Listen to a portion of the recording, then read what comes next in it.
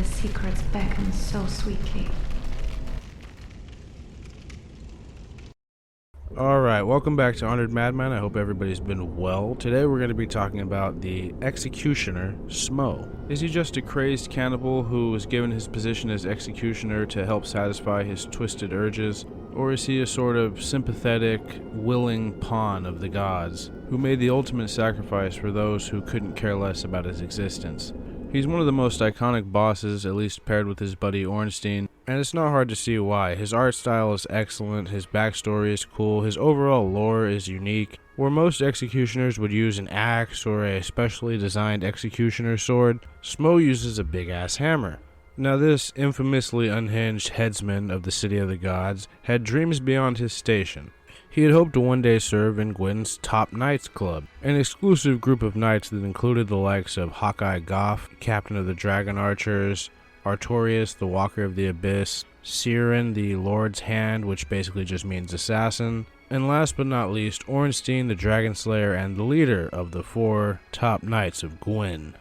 They were sort of like the 4 Riders of Dan if you've ever played Fire Emblem Path of Radiance. Basically just the king's 4 best knights. Smough was denied a seat at the table for possessing a certain set of undesirable personality traits, and though his greatest dream had been rejected, he still remained a loyal and fearsome defender of Anor Londo, even as all but one of the gods up and left the ancient city for good. So Smough, being the eccentric that he was, liked to grind up the bones of those he executed down into a seasoning that he would add to his food.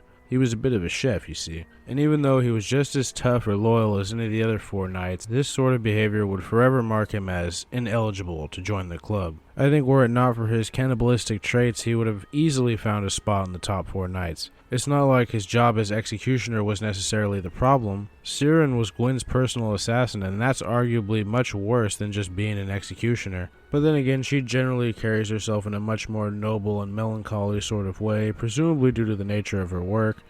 Whereas Smough actively took pride in and loved his job. I mean, he fully embodied what he was, the delightfully mad executioner of Anor Londo. And to complement his deranged reputation, he wore a suit of grotesque yet artistically beautiful brass and or gold heavy armor. He looks a bit like a sinister Dark Soulsian Buddha. Most folks remember Smough for his hilarious execution of Ornstein in the event of the Dragon Slayer being the first to fall in their boss fight. He maniacally slams his hammer down on Ornstein's head right as his hand's beginning to twitch a little bit, all while gleefully laughing like the Joker. I mean, it was a very memorable scene. I personally like to view this scene as Smough being overjoyed at the idea that he outlasted Ornstein in a fight, possibly proving his superiority over the Dragon Slayer, or at the very least his worthiness to have been inside the Cool Knights Club. This is something that Smough probably finds hysterical. The ultimate cruel irony for him, if you will. And now compare that to the Ornstein cutscene if Smough falls first. I know this comparison has been talked about to death, so I'll get through it quickly. Ornstein gracefully puts his hand on Smough's defeated body and absorbs him, turning giant in the process. You know, he sure is lucky that the chosen undead didn't attack him while he was respectfully taking his time to absorb his fallen comrade. Personally, I've always liked the fact that Smough didn't waste any time in absorbing Ornstein. He just smashes his head in, powers up, and keeps the fight going. He doesn't take any honorable, dramatic pauses or anything like that, because it isn't his nature. Now, I know a lot of people tend to think that there was some illusionary business going on with this boss fight. Most of the other Guardians of Anor Londo are illusions, and the only real ones are some Dark Moon Knights and the Dark Moon Knightess. So a lot of folks think that Ornstein and Smough are also illusions, or at the very least, Ornstein is. And the main evidence, if you can call it for that theory, is a description in Dark Souls 3 of Ornstein's spear that says, after guarding the ruined cathedral for a long time, he left in search of his former mentor, the firstborn of Gwyn, also known as the Nameless King. But personally, I don't think that's the case. I think that Ornstein and Smough were both physically there for that boss fight, and that they were defeated by the chosen undead who proceeded to take the Lord Vessel and go on to either link the fire or usher in an age of darkness. The only thing is, I don't think Ornstein and Smough were killed after their encounter with the protagonist. I think they were defeated Giant Lord from Dark Souls 2 style, who we also saw like fade away after we killed him, but we know he survived to go on to be the last giant. You know, like maybe after the fight, their souls split back up again and they reconstitute themselves. respawning, so to speak. And sure, there's not a whole lot of evidence to back that, but there's not a whole lot of evidence to back the illusion theory either. I think the ruined cathedral in question in both Ornstein and Smough's descriptions in Dark Souls 3 is meant to imply that a lot of time had passed since Dark Souls 1. See, the descriptions in Dark Souls 1 refer to it as either an abandoned cathedral or just a cathedral. So I think the addition of ruined was meant to sort of indicate that when Ornstein left, the cathedral was sort of falling apart, or in some state of disrepair, possibly due to Gwendolyn being ill, and perhaps that motivated his departure. Smough also refers to him as being the sole defender of the ruined cathedral, and sure, some people take that as evidence that Ornstein was an illusion and that Smough was the final defender who did in fact fall in the events of Dark Souls 1, but the cathedral wasn't ruined yet. Even if you dispel the illusions, there's nothing wrong with the cathedral. It's still in great shape. This is one of those things that comes down to one's own individual interpretation of descriptions and what they imply. So I think these two also survived and went about their duties of guarding the Cathedral of Anor Londo, which is something I imagine Smough had very little complaints about, as it allowed him to bash the heads in of countless unworthy cursed undead, providing him with a near unending supply of his famous bone seasoning. Him and Ornstein were probably delivered a delicious feast every night. I mean, they were the holy defenders, of course they were eating good. I think it's safe to say, though, that Smough was quite happy with his job, and never felt the desire to leave his post or go anywhere else. He had everything he needed here. A steady stream of formidable fighters to fight and kill and then grind into seasoning, and on top of that, he was finally earning the reverence he always craved. But as the eons passed by, these two pretty much just carried out their duties and remained more or less unchanged, even as the cathedral itself began to be weathered by the passage of time. But yeah, Smough liked his job and all of the perks that it came with, so there he stayed, up until sometime before the events of Dark Souls 3. However, the same thing can't be said about his dragon-slaying colleague Ornstein, who famously left his post in search of his old mentor, the firstborn of the sun. Now, it's possible that if the old Dragon Slayer in Dark Souls 2 is in fact Ornstein, that maybe he left long after the events of Dark Souls 1, but midway into the events of Dark Souls 2. Perhaps stumbling and resting in the Hyde's Tower of Flame Cathedral, which is a place that many believe to be where Guinevere and her husband Flan set up shop after leaving Anor Londo. But we know Ornstein ran off and eventually became a dragon man, after presumably ages of searching for his master. What about Smough? Well, he stuck around, of course, which is something I think is another interesting contrast between him and Ornstein. Ornstein was viewed by many to be the greatest knight in Gwyn's service. He led the top 4, slayed dragons, he even had a much more flattering set of armor. But his loyalty to Anor Londo wasn't absolute. He left, in search of his traitorous mentor who he ultimately joined up with. Whereas Smough, the reviled executioner in the grotesque armor, stood tall as the final defender of the city of the gods. Now sure, Gwendolyn is clearly using Smough's overzealous loyalty to his own advantage. The other 4 knights are long gone, and Smough was every bit the warrior that those 4 were, and he was more than happy to be used as a valuable pawn of sorts by the Dark Sun God, the son of Gwyn, whom Smough had spent his entire life trying to impress, but sadly never got the chance. He figured probably serving Gwendolyn is just as good as serving Gwyn. He probably enjoyed being the lone defender of Anor Londo. It proved his resolve and determination as a knight of Gwyn, and showed, even if it was to no one but himself, that he was in fact worthy to have been one of the 4 great knights of Gwyn. I like to imagine he passed the days by patrolling the streets of Anor Londo that had now become a ghost town, and that after the city of Irithyll was built beneath Anor Londo, he probably did the same thing there. Just solemnly walking the streets and halls, taking in the sights. I wonder if he got to continue his executioner duties after Irithyll was built. There's no mention of it, but we can assume he probably did if he was still around at that time. But imagine the irony. The twisted executioner wound up being the last knight of the city of the gods. And unfortunately for Smough, this also meant he was the last line of defense for the city when the treacherous Pontiff Sullivan launched his coup. See, he had slowly been poisoning the Dark Sun God Gwendolyn, and waited until the opportune moment to overthrow him. Afterwards, he brought a cannibalistic pawn of his own, Aldrich, a Lord of Cinder and the Saint of the Deep, to Anor Londo to eat Gwendolyn. It can be surmised that as the final defender of the city of Anor Londo and Gwendolyn himself, Smough likely perished in a fight against Aldrich. He was probably eaten, which yes, is grimly poetic, but also quite sad.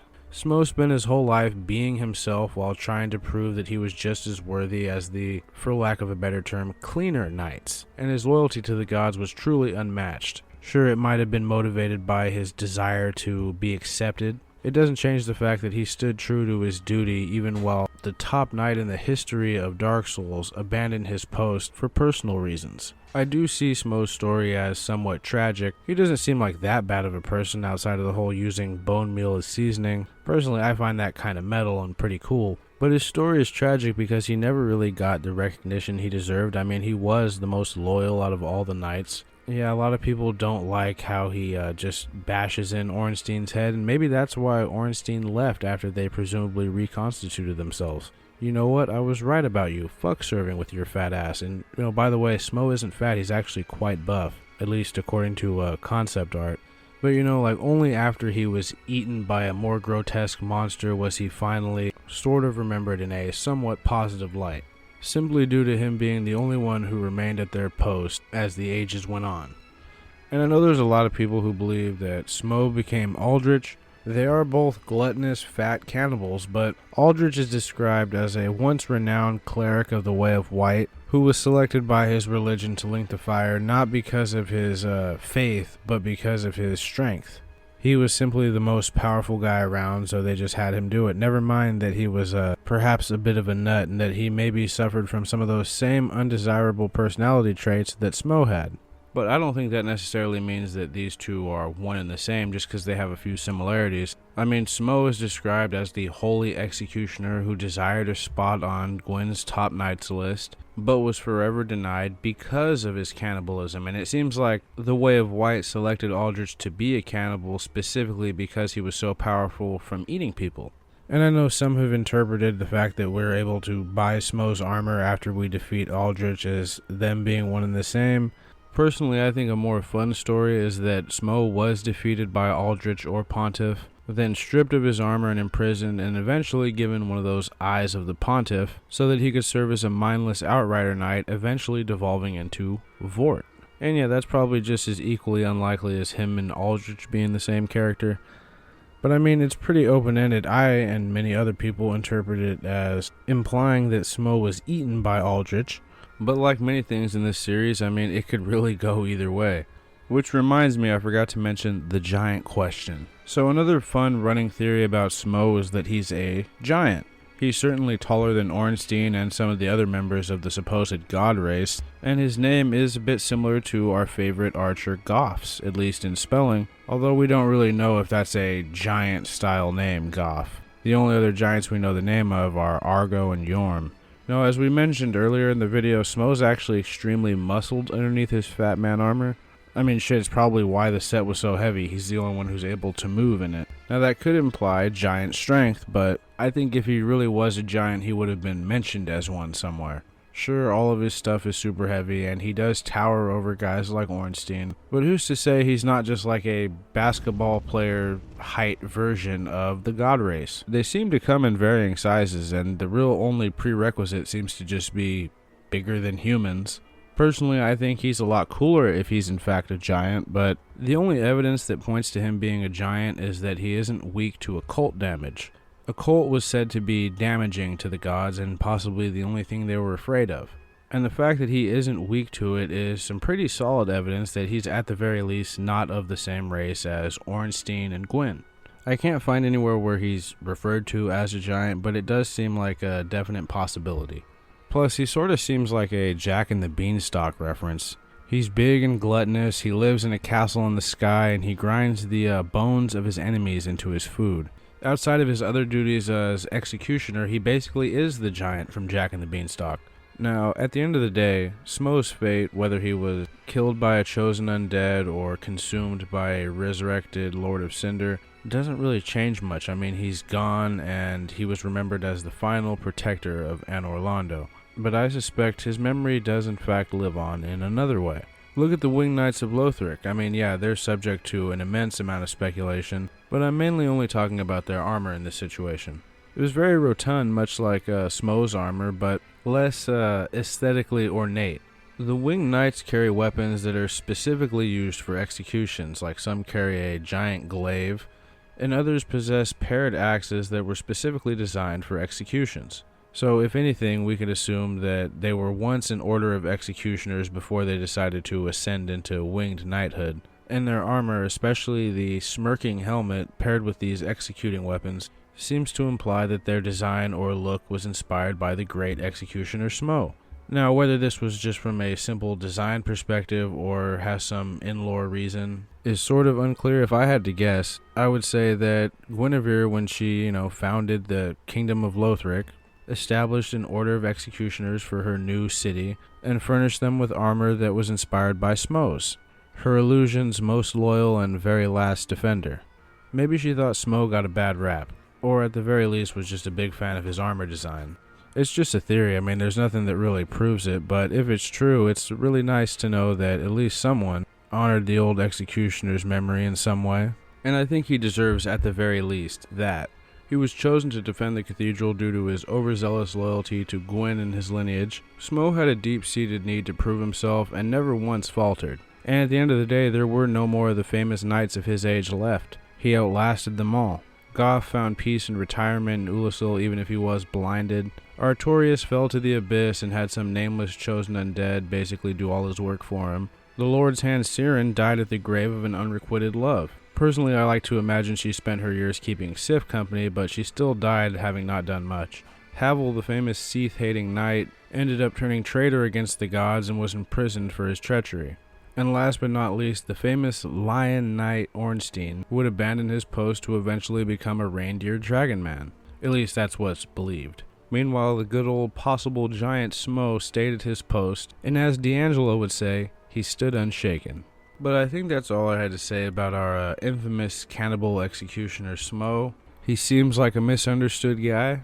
Let me know if I missed anything or if you have any differing theories or arguments in the comments. That's always really fun to go over. And also, if you liked the video, please like it. If you disliked it, please dislike it. And if you like hearing me ramble on about various lore topics, please consider subscribing. We're right about to hit 18K, which is, again, amazing. I once again have a lot of irons in the fire right now, a lot of projects going, so I can't really say which one will be done next. But no one cares about all that rambling. Let's have our outro and then some final thoughts regarding the executioner Smough.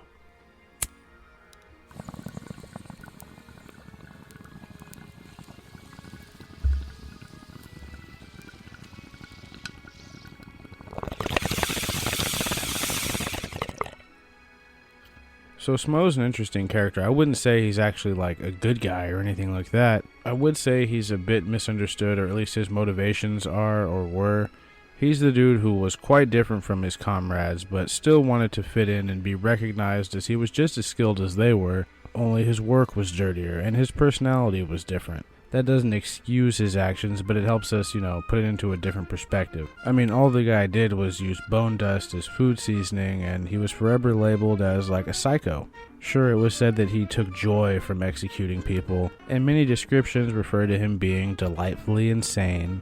I still don't think he was all bad. He was nuanced, which is a word I'm sure Joe Rogan will have destroyed the meaning of in a few years, but that's really the best way to describe Smough. He was a complicated guy. But yeah, at the risk of rambling on and on and on, I'm going to leave you guys there, and I will see you next time. As always, be safe, and see ya.